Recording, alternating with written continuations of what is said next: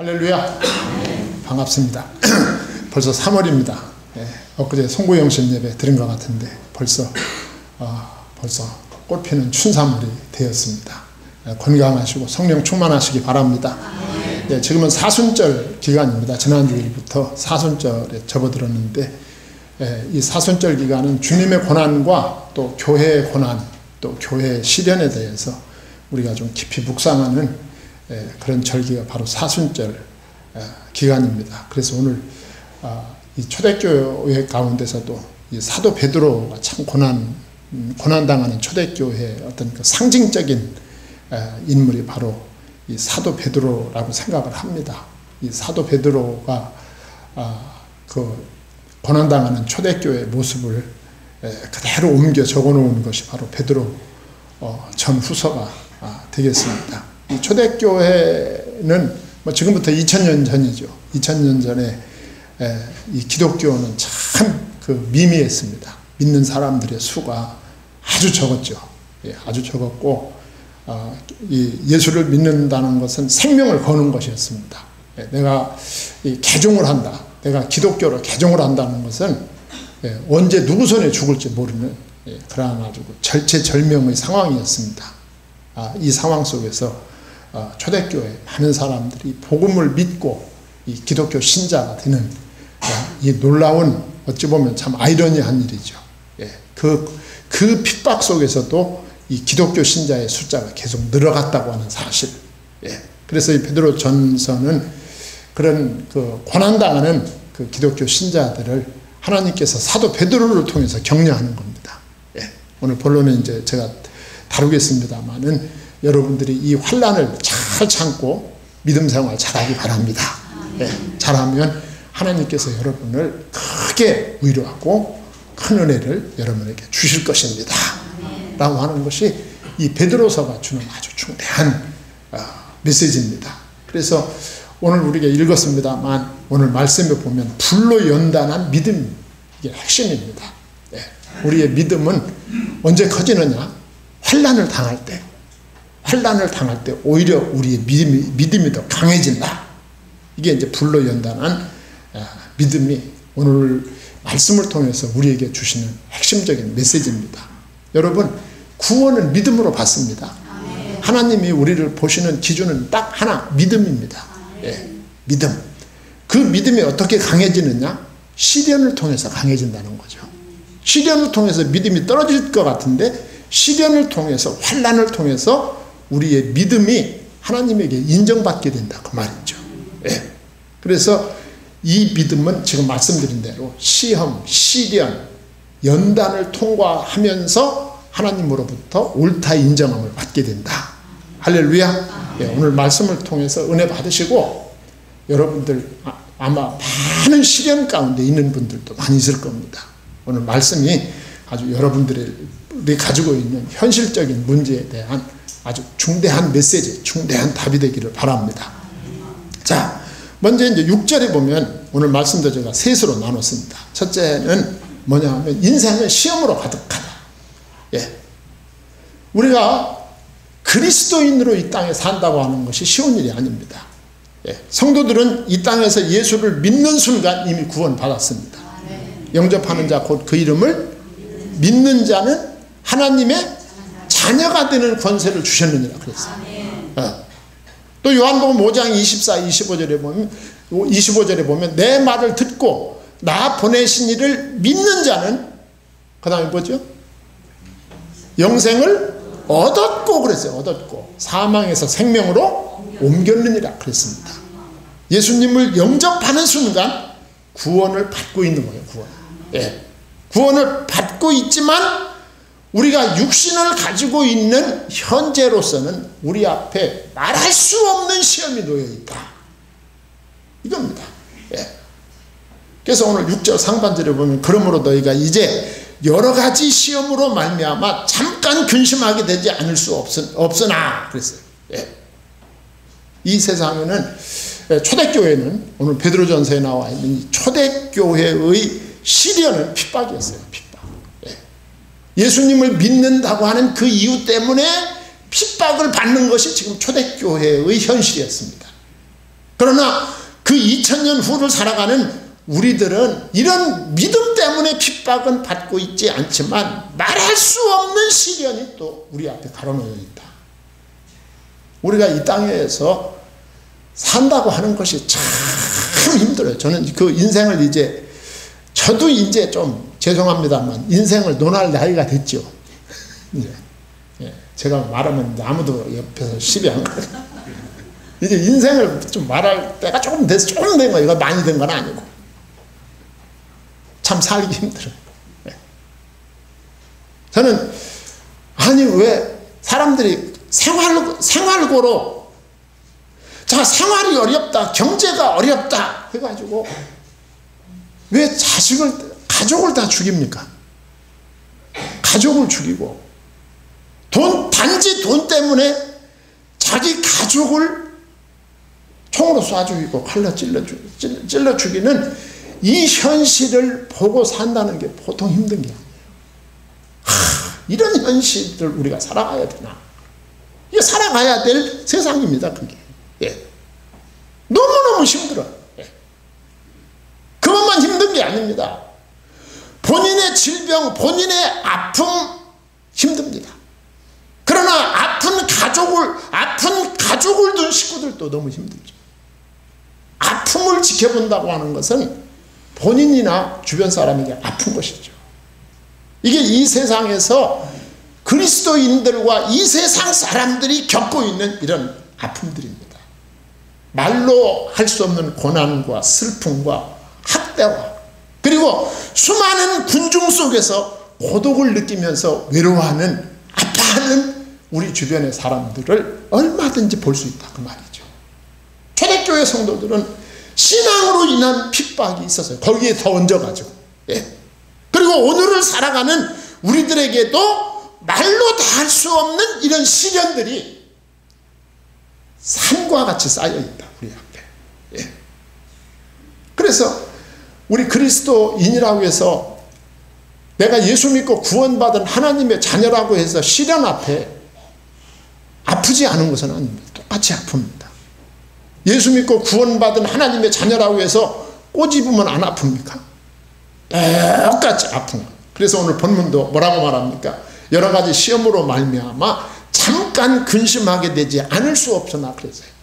근심하게 되는 거예요. 시험으로 인해서. 이 시험은 두 가지 의미가 있어요. 두 가지 의미가 뭐냐 하면 유혹과 시련입니다. 시험이라는 말은 첫 번째 의미는 유혹을 말하는 거고 두 번째 의미는 시련을 의미하는 거예요. 마귀는 끊임없이 우리들을 유혹합니다. 파멸시키기 위해서. 그래서 야고보서 1장 14절에 오직 각 사람이 시험받는 것이 자기 욕심에 끌려 미혹됨이니 그랬어요. 우리가 이 세상적인 욕심에 꽂혀버리면 아무것도 들리지도 않고 보이지도 않습니다. 그래서 사람들이 일려지르는 거예요. 욕심에 딱 꽂히면 아무것도 들리지도 않고 보이지도 않아요. 그것만 보이는 거예요. 그때 사단이 들어와가지고 그를 미혹한다 그 말이죠. 마태복음 4장 1절 이하에 보면 예수님께서 광야에서 마귀에게 시험받는 장면이 나옵니다. 그때 예수께서 성령에 이끌려 마귀에게 시험을 받으러 광야로 가사 이러면서 시작이 돼요. 예수님이 광야에 가서 40일 동안 금식을 하십니다. 여러분 40일 동안 금식을 하시면 가장 필요한 게 뭐겠어요? 먹는 거죠. 먹는 거죠. 사람이요 아무리 고상한 척 해도 배고프면 무너집니다. 배고픈 거 참을 수 있어요. 목사님 저 한 끼 굶어봤는데요. 그건 굶는 것도 아니에요. 배고프면 무너져요. 예수님이 40일을 금식하셨어요. 그래서 그 금식한 예수 그리스도에게 밥이 가장 필요한 예수 그리스도에게 사단이 제일 먼저 들고 온 것이 뭡니까? 떡을 가지고 온 거예요. 떡을 가지고. 너 하나님 아들 아니냐? 너 하나님이지. 하나님이거나 하나님의 아들은 못하는 것이 없잖아. 다 할 수 있잖아. 예. 왜? 전지하고 전능하니까. 이 광야에 돌이 얼마나 많으냐. 이 광야에 있는 이 모든 돌을 너는 말 한마디 하면 떡으로 변할 것이 아니냐. 떡이 되기 위해서 먹으면 되지 왜 배고파서 고생하느냐. 마귀가 시험을 합니다. 근데 예수님께서 신명기의 말씀으로 물리칩니다. 사람이 떡으로만 사는 것이 아니고 하나님의 입에서 나오는 말씀으로 살 것이니라. 말씀으로 물리쳤어요. 이 마귀가 떠나지 않습니다. 두 번째 시험을 합니다. 두 번째 시험은 예수님을 이끌고 성전 꼭대기로 올라갑니다. 네. 여러분, 남자는 나이가 많으나 적으나 자존심이 강하고 의협심이 있고 높아지는 거, 자기 이름 내는 거를 남자들은 참 좋아합니다. 네. 남자들은 그걸 좋아해요. 그 예수님을 데리고 성전 꼭대기에 올라가서 말하는 거예요. 너 하나님의 아들 아니냐? 이 안식일날 사람들이 전부 예배드리러 왔을 때 이 성전 꼭대기에서 한번 뛰어내려봐라. 너는 하나님의 아들이니까 하나님께서 천사를 보내서 너를 붙들어 줌으로 인하여 내 발이 돌뿌리에 상하지 않게 해줄 때 많은 사람들이 내 이름을 높이며 너를 환영하며 너에게 박수갈채를 보내지 않겠느냐? 그러면 너를 너는 유명인사가 되게 할 것이 아니냐. 예수님을 유혹했습니다. 이게 시험입니다. 예수님이 두 번째 시험도 말씀으로 이겼습니다. 물리쳤어요. 그랬더니 예수님을 이끌고 어디로 갔어요? 세상 만국이 다 보이는 산으로 올라갔어요. 예수님을 데리고 산으로 올라갔어요. 여러분도 가끔가다 쉬는 날 도봉산이나 불암산이나 수락산 꼭대기 한번 올라가 보세요. 그러면 막 동서남북이 쫙 보입니다. 아무것도 아니에요. 세상 아무것도 아니구나. 아파트 층수가 안 보입니다. 평수도 안 보이고 다 거기서 거기 다 그만큼 크게 보인다 그 말이죠. 예수님을 이끌고 산꼭대기에 올라가서 내가 보이는 이 세상 부귀 영화 권세를 내가 다 너한테 주겠다. 나한테 절해라 그랬어요. 그때 예수님은 말씀으로 그를 물리치고 주 너희 하나님을 시험하지 말아라 그랬어요. 예수님이 이 세 가지 시험을 물리쳐 이겼더니 하나님께서 누구를 보냈어요? 천사를 보내서 예수님을 수종들더라 그랬습니다. 세상은 우리를 유혹합니다. 예수님을 떠나서 하나님을 떠나서 세상만 바라보고 물질만 바라보고 명예만 바라보고 권세만 바라보고 살다가 파멸시키려고 우리를 유혹한다 그 말이죠. 이게 시험입니다. 이 시험의 또 다른 의미는 시련입니다. 시련. 환난을 가리키는 거예요. 예. 우리가 이 땅에서 믿음 생활할 때 큰 환난을 겪을 수 있습니다. 예. 누가복음 22장 28절에 보면 예수님께서 십자가를 말씀하고 있을 때 예수님의 제자들은 그 예수님의 십자가, 예수님의 죽으심에 대해서 전혀 이해하지를 못했습니다. 교회를 수십 년 다녀도 하나님의 말씀을 잘 이해 못할 수 있어요. 마찬가지로 예수님의 제자들이 예수님이 하시는 이 십자가의 복음, 십자가의 진리, 예수님의 고난의 의미를 전혀 알지 못하고 있었어요.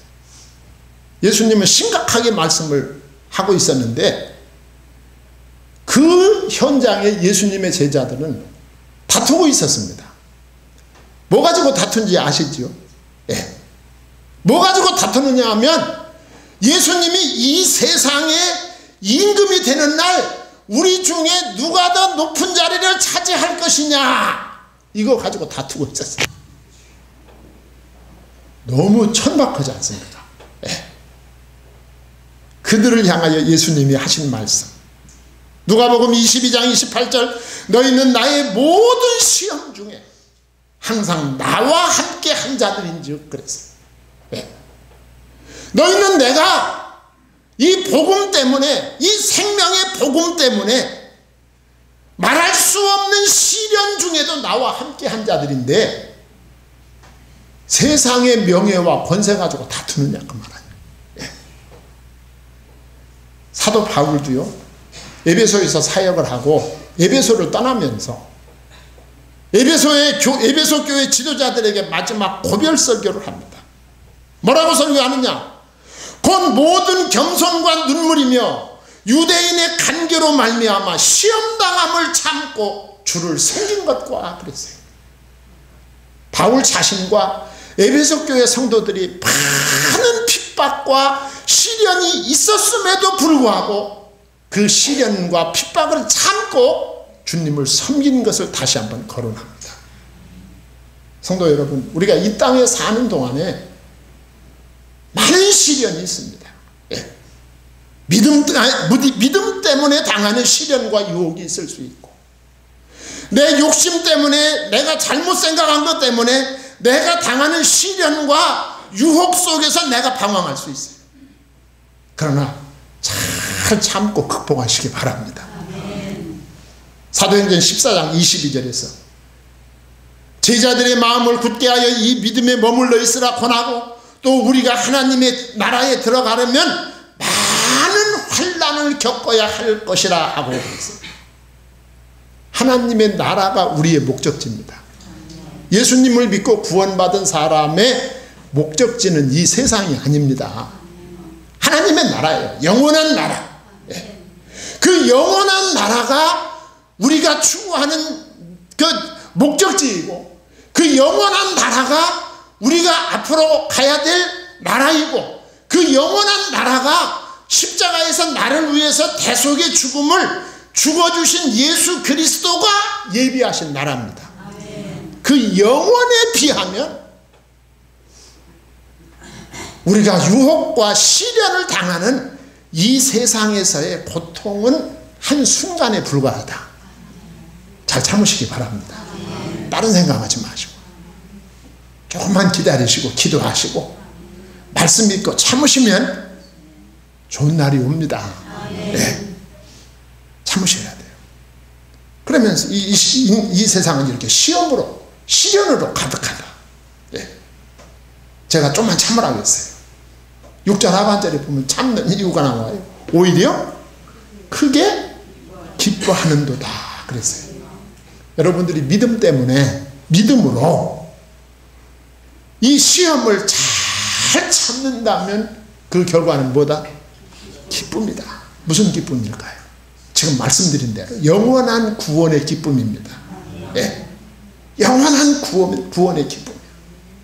히브리서 12장 11절에 보니까 무릇 징계가 당시에는 즐거워 보이지 않고 슬퍼 보이나 후에 그로 말미암아 연단받은 자들은 의와 평강의 열매를 맺느니라 그랬어요. 우리가 고난당하는 거, 아픈 거, 그 당시에는 너무 괴롭죠.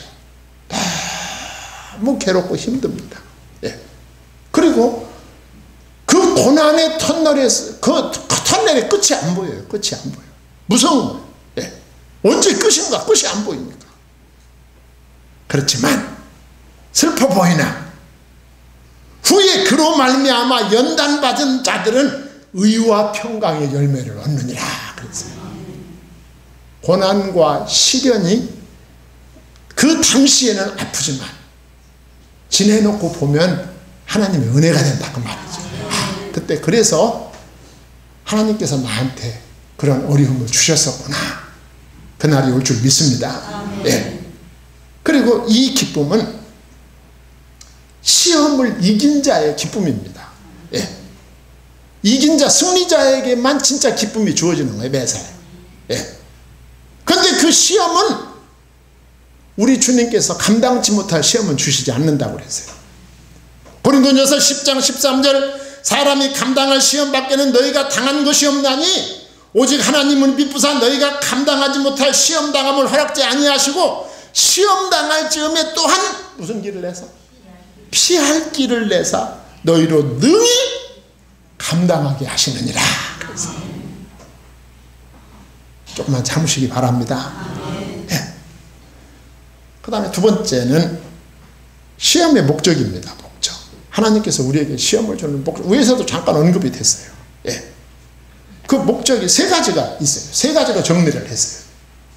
첫째는 성도에게 시험을 주시는, 허락하시는 이유는 우리의 믿음을 연단하기 위해서입니다. 할렐루야. 이것도 괴로워요. 그 당시에는 싫어. 예. 여러분, 군인이 훈련소에 가서 훈련 받는 것이 얼마나 힘든지 몰라요. 예. 지난번에, 지지난주에 우리가 군부대에 가서 훈련하고 이제 훈련소 졸업하는 병사들에게 세례 줬잖아요. 예. 아주 죽을 맛이죠. 훈련하는 게 그렇게 어렵죠. 예. 그렇지만 오늘 7절 상반절에 너희 믿음의 확실함은 불로 연단하여도 없어질 금보다 더 귀하여 그랬어요. 예. 여기 연단한다는 말은 증명한다, 시험한다, 강하게 한다, 진실한지를 보이다, 이런 의미가 있어요. 예. 그런데 우리의 믿음은 무엇보다 더 귀하다고요? 금보다 더 귀하다. 금이 얼마나 귀합니까? 예. 금은요, 고금을 통해서 가치의 표준을 정하는 기준이 금입니다. 예.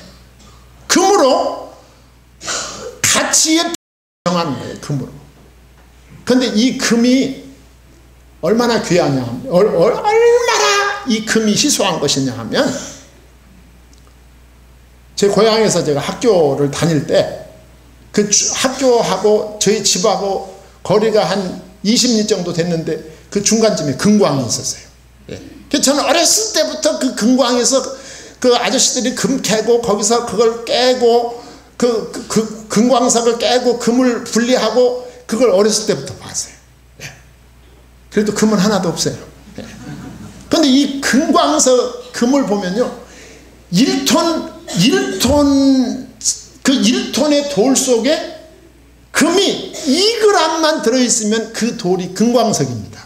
예. 1톤에 2g. 아니, 그건 아무것도 아닌 거죠. 1톤에 2g이 그게 뭐예요, 그게. 예. 그 돌을 그 돌을 금광석이라 불러요. 예.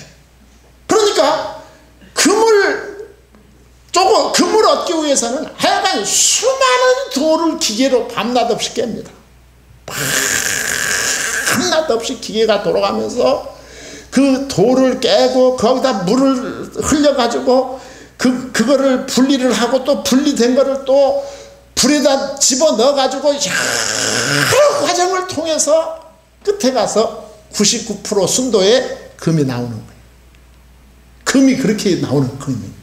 그러니까 사실 금값이 비싸다 하지만 그거 보면 별로 비싸지도 않아요, 사실은. 예.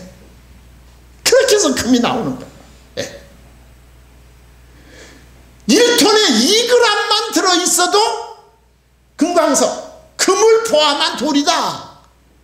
이게 믿음하고 비슷해요. 믿음하고. 우리 마음속에 온갖 것이 그냥 발끝부터 머리끝까지 꽉 찼어요. 온갖 세상 잡것으로 다 가득 차 있어. 그런데 그 속에 믿음이 뭐만큼만 있어도, 겨자씨만큼만 있어도 그 사람들아 뭐라고 불러? 왜 대답을 안 해? 그 사람들아 성도라고 불러요. 성도. 미안한가? 그리스도인이라고 부른다니까. 겨자씨는 2%도 2g도 안 돼, 사실은. 성도하고 똑같다니까. 예. 그러니까 이런 성도가 마태복음 17장 20절에 보면 불시험을 통해서 순수 신앙인으로 거듭나는 거야. 시련을 통해서 온갖 오색 작것들이 다 있는데 그런 것 속에 겨자씨만한 믿음밖에 없었는데 시련을 통해서 순수 믿음, 순금이 나오는 거예요. 거기서. 예. 거기서 순금이 나오는 겁니다. 그래서 욥기 23장 10절에 뭐라고 했어요? 그러나 내가 가는 길을 그가 아시나니 그가 나를 단련하신 후에 내가 뭐같이? 정금같이. 개역개정은 순금같이 되어 나오리라. 그래서 시련을 통해서 시편 119편 67절 고난당하기 전에는 내가 그릇 행하였더니 이제는 주의 말씀을 지키나이다. 그래서 시련 당하기 전에 내 믿음 아무것도 아니었어. 시련 당한 다음부터 하나님을 만난 거예요. 시련 속에서 그 믿음이 굳건해진 거죠. 그 하나님의 말씀을 지키나이다. 네. 성도는 정말 진정한 성도는 어려움 당할 때 하나님께 더 가까이 나가죠. 네. 시련과 시험을 통해서 정결한 생활을 하게 되며 하나님을 더 신뢰하게 되죠. 네. 믿음이 연단받아 증명될 때 세상이 그것을 보게 됩니다. 저하고 함께 중국 선교하는 그 중국 선교회 이사장님이 이제 작년에 이제 장로님으로 뽑혔는데 그분이 이제 개인 사업을 해가지고 이렇게 좀 성공적으로 하신 분 한번 간증을 하는데요. 15년 전에 목사님 15년 전에 제가 사업을 하다가 쫄딱 망했는데 마지막으로 60만 원이 남았어요. 60만 원. 그러니까 60만 원 남은 거 뭘 거예요? 자기 그때 교회도 안 다녔대요.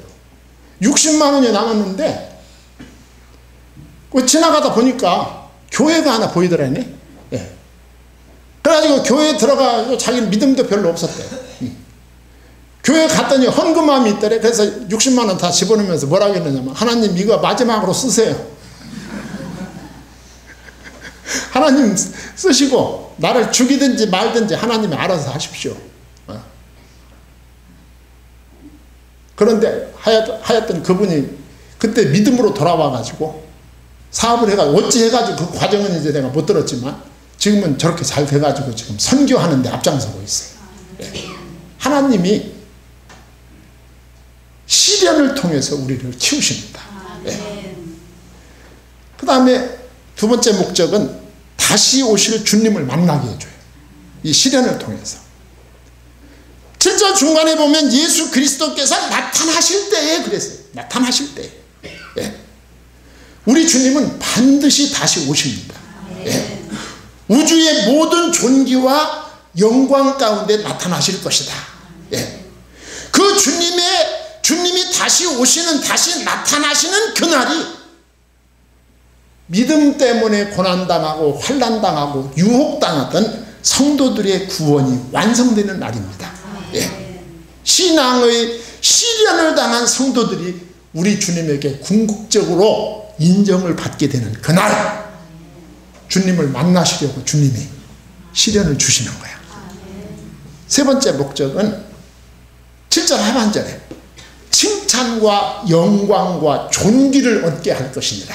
그래서 무슨 말입니까?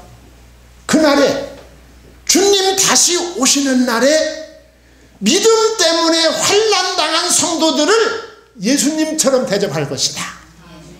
성도들의 상상과 의문을 초월할 높임을 받게 되는 날이 바로 그날이다.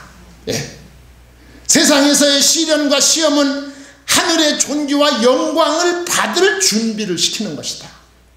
세상에서 고난 당할수록 주님의 나라, 영원한 나라를 사모하시기 바랍니다. 마태복음 13장 43절 그때의 의인들은 자기 아버지 나라에서 해와 같이 빛나리라. 귀 있는 자는 들으라 그랬어요. 여기가 끝이 아닙니다. 여기가 끝이 아니에요. 우리 주님께서 예비하신 영원한 나라를 바라보면서 오늘을 힘차게 사셔야 돼요. 세 번째로 시련과 시험을 이기는 방법 4가지 있어요. 8절 9절에 4가지 제가 준비 많이 했지만 시간이 없으니까 4가지만 간단하게 말씀드리고 말씀을 마치려고 해요. 자, 시련과 시험을 이기는 방법을 주님이 가르쳐 주십니다. 첫째는 뭐냐? 주님을 사랑함으로 이길 수 있다.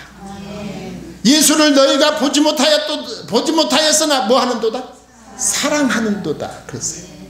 성도는 예수 그리스도를 우리가 육안으로 보지 못했어요. 그렇지만 사랑합니다.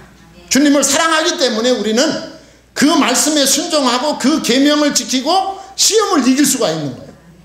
성도가 주님을 사랑하는 이유는 우리 주님이 선제적으로 나를 사랑하셨기 때문이야.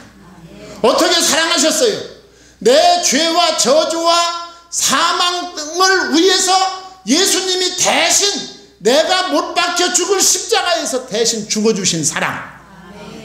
이 사랑 때문에 우리가 주님을 사랑하게 된 거야. 살고 봤더니 주님이 그렇게 해주신 거야. 그게 주님을 사랑하는 거죠. 예. 사랑은 위대한 힘이 있습니다. 예. 사랑을 받는 자, 사랑을 입는 자는 위대한 힘을 가지고 살아가게 되죠.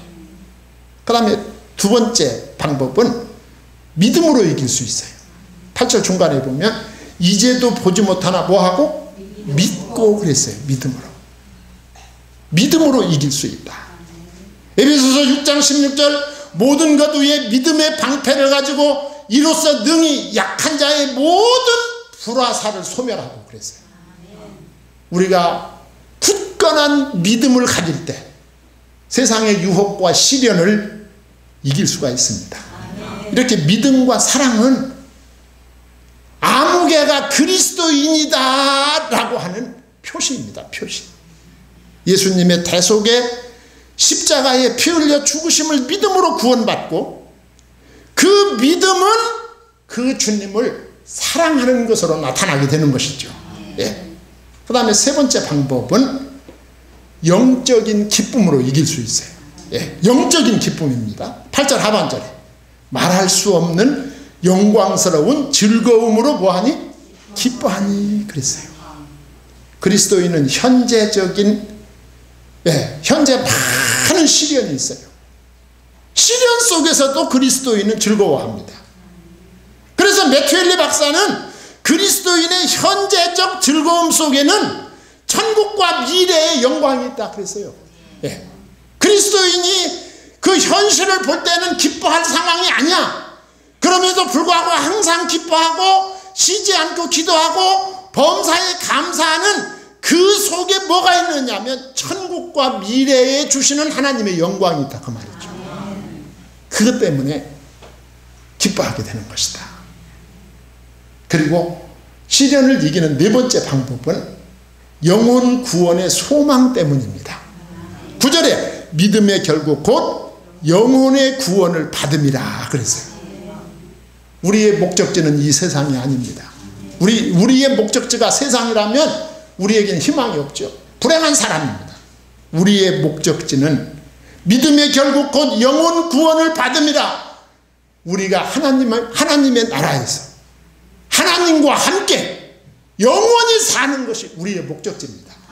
그 목적지를 향해 가는 희망에 찬 성도님들은 현실이 아무리 답답하고 어렵고 힘들고 괴롭고 아파도 그 꿈이 있습니다. 꿈이 있는 자는 승리하게 됩니다. 이 믿음으로 승리하시기 바랍니다. 네. 하나님 아버지 감사합니다.